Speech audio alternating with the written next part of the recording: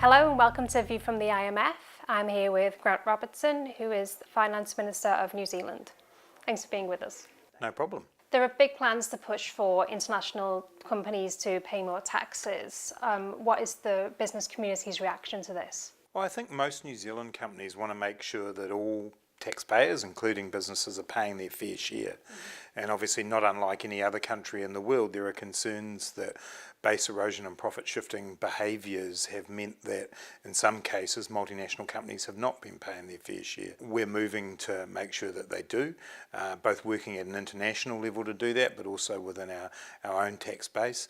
We have a tax working group currently underway that is designed to make sure that we get the fairest and most balanced tax system that we have, and I believe that the business community are generally pretty supportive of that.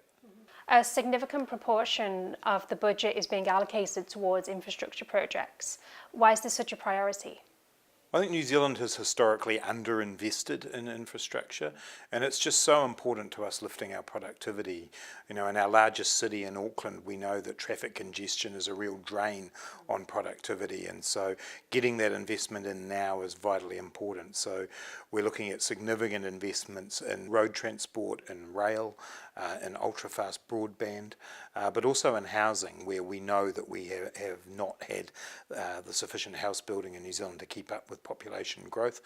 So over the next 5 years, we've got around $42 billion going into capital investment. That's about $10 billion more than the previous government, and we think it's a vital investment in our future productivity. This year has seen strong growth in GDP. Do you anticipate that this growth will continue? Yeah, we're looking at around 3% average growth over the next few years. We've seen 2.7% in the year that's just finished, and we're looking at that going above 3 and then moderating around to that 3% level. That's a good sustainable growth figure for New Zealand, especially because what we're trying to do is transition away from growth that's been reliant on population increase and on our housing market to something more sustainable and more productive.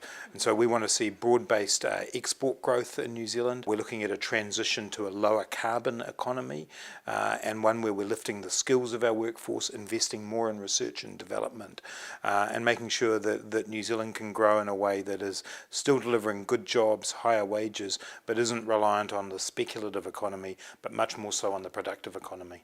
Okay, thank you very much. Thanks.